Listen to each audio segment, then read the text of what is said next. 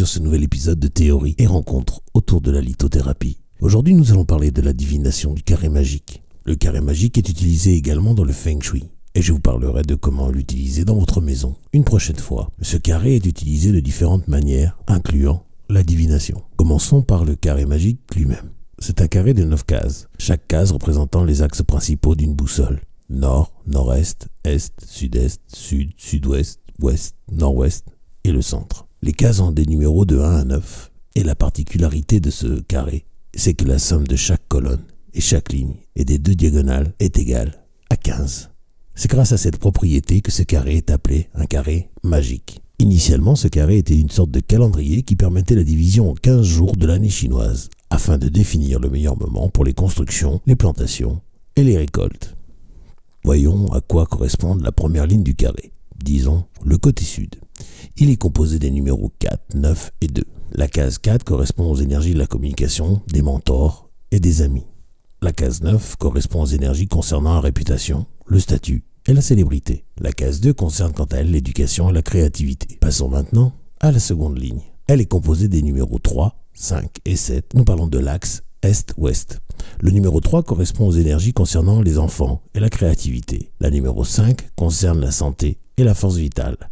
La numéro 7 concerne la famille, le bien-être et les célébrations. Enfin, nous en arrivons à la ligne nord avec les cases 8, 1 et 6. Le numéro 8 concerne le mariage, l'amour et le bonheur romantique. Et le numéro 1 concerne la planification, la carrière et la profession. Et enfin, la dernière case porte le numéro 6 et concerne la richesse et la prospérité. Voilà, nous avons maintenant un carré qui concerne tous les domaines qui interagissent dans une vie.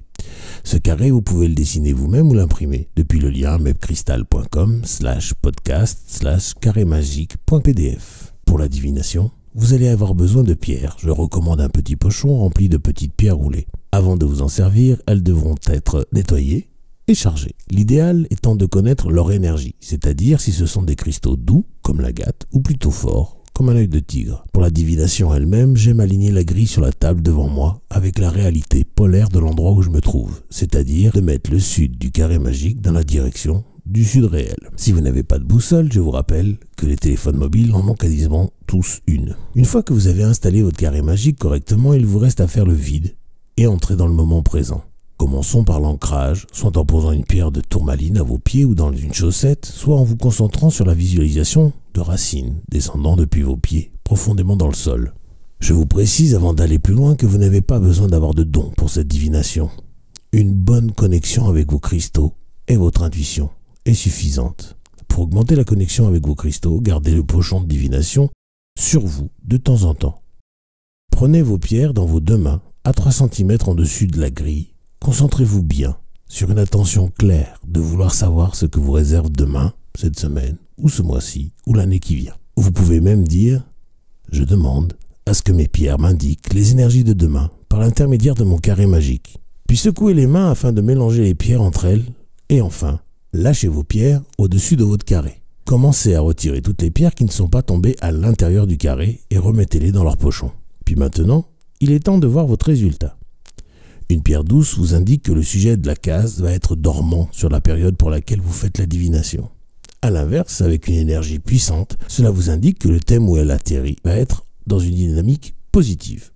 Vous pouvez compléter cette analyse avec les couleurs et la spécificité des pierres. Par exemple, une péridote dans la case 6 est un très bon signe pour les finances, du fait que c'est une pierre d'abondance. Dans le cas où des pierres de protection comme la tourmaline ou l'obsidienne tombent sur une case, cela peut indiquer qu'il va falloir faire attention à la thématique de cette case ou au contraire que vous serez protégé sur cette thématique. Écoutez votre ressenti pour déterminer la tendance de ce tirage. Et si vous n'arrivez pas à vous décider, utilisez une technique de pendule. Voilà, nous avons vu comment fonctionne la divination du carré magique. Ce carré magique peut également servir de grille de protection avec une ou plusieurs pierres. Par exemple, vous avez effectué un tirage pour demain. Et une agate a atterri en case 7, qui concerne la famille, le bien-être et les célébrations. Cela vous indique que l'une ou l'ensemble de ces thématiques seront dans une tendance pas très joyeuse demain. Pas de chance, belle maman a décidé de venir déjeuner demain à midi. Pour contrer cela, le lendemain matin, ou directement après votre tirage, vous pouvez déposer un cristal de roche sur la case 7, que vous pouvez compléter avec une sodalite sur la case 9 pour booster votre réputation, et une turquoise sur la case 4 pour que votre sens de la communication soit au plus haut niveau. Avec une petite programmation, comme d'habitude, je demande à mon cristal de roche de toujours travailler pour mon plus grand bien, et particulièrement d'améliorer mes relations avec ma belle-mère, cela ou quelque chose de mieux. Puis vous posez votre cristal en case 7. Je demande à ma sodalite de toujours travailler pour mon plus grand bien, et plus particulièrement pour améliorer ma réputation, cela ou quelque chose de mieux. Puis posez votre pierre en case 9, et enfin, dites « Je demande à ma turquoise de toujours travailler pour mon plus grand bien, et particulièrement d'améliorer mes qualités de communication avec les tiers, notamment ma belle-mère, cela ou quelque chose de mieux. » Et vous posez votre pierre en case 4. Voilà, vous l'avez compris, ce carré magique peut vous accompagner dans la divination, mais aussi dans la protection. Pour que vous compreniez bien, je vous montre un exemple de Bernice Cockram. Vous retrouverez en case 4 une turquoise qui boostera vos qualités en matière de communication ou vous aidera à développer votre entourage, vous permettant de vous faire des nouveaux amis. En case 9, un lapis lazuli qui booste votre réputation. En case 2, une agate dentelle bleue qui améliore vos compétences ou vous aide à trouver la sagesse, ou encore faire des progrès ou réussir à un examen. En case 3, un œil de tigre qui vous aidera dans votre objectif de fonder une famille ou d'être inspiré pour créer un projet de toutes pièces. En case 5, une obsidienne qui vous protège du danger. Une citrine aurait amélioré votre état de santé. En case 7, le cristal de roche booste vos relations familiales. En case 8, le quartz rose vous encourage à rencontrer un merveilleux partenaire amoureux. En case 1, le jaspe rouge va améliorer vos perspectives de carrière. Et enfin, en case 6, la cornaline vous apportera plus d'abondance dans votre vie. Voilà, nous en avons terminé pour aujourd'hui avec le carré magique. Je vous remercie par avance de faire découvrir ce podcast aux personnes que vous aimez et à liker cet épisode. Si vous avez des questions, n'hésitez pas à les poser par email à vip@mebcrystal.com ou en commentaire. Avant de vous laisser, je voulais vous dire que je suis très heureux de partager ces podcasts avec vous. Voilà, le moment est venu de vous quitter en vous envoyant tout mon amour et en demandant à l'univers de vous baigner dans les meilleures énergies possibles.